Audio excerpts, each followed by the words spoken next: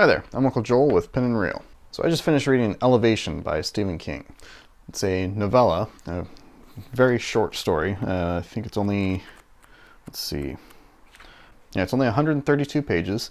And yeah, the font is a bit bigger than normal paperbacks, so the actual amount of story you're getting is going to be even less than what the average 132 pages are going to give you. Yeah, it's a very quick read. In fact, I started and finished it today. I haven't read a ton of Stephen King. I've read most of the Dark Tower series. I've read bits and pieces of other works.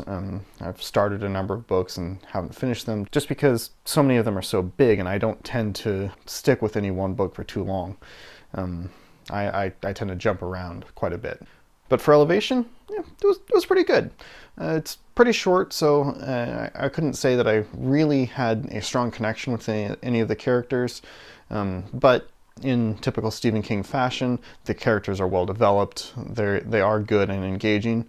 I didn't get really attached to them, mostly because I started and finished in one sitting. I was a bit bummed out at the price of the book. It says it's £8, normal market price, whereas I could purchase any number of other Stephen King books for £9 or £10. So getting a 1,000-page book for about £10 versus getting a 100-page book for $8 is, I feel, a bit of a ripoff. But short of putting this in a collection of short stories, which Stephen King doesn't really put out much, I don't really know how else you would have gotten this. Perhaps maybe at the back of another shorter book, if he ever releases any short books. But yeah, it's a relatively simple story set in Stephen King's favorite fictional town, Castle Rock. It's got a simple but interesting premise.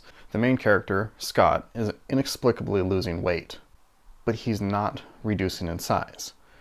So he's losing weight, but he's not losing his belly at all. He's not losing any mass, he's not losing any body fat. He just weighs less on the scale, and he's finding it easier to move around, and easier to climb stairs, and easier to jump higher and farther. And for whatever inexplicable reason, it is though he is losing weight, and yet he is not losing any body mass or any size, and he's not losing any fat. And so the story progresses as he wrestles with this and whether or not this is a good thing, and what's going to happen to him if eventually he reaches no weight at all. So without ruining anything, because really the vast majority of the story takes place over a very short period of time, it would be too easy to give things away.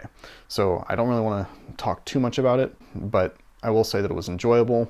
If you can find it for a cheap price, because you're going to go through it really quickly, I would recommend picking it up. Otherwise, I would say definitely wait. It's not going to blow you away. It's not this like mind-blowing book. Honestly, as far as Stephen King goes, it's relatively forgettable, but it is still a decent story, worth reading, just not for the price. There you have it. Until next time, I'm Uncle Joel saying, stay tangible.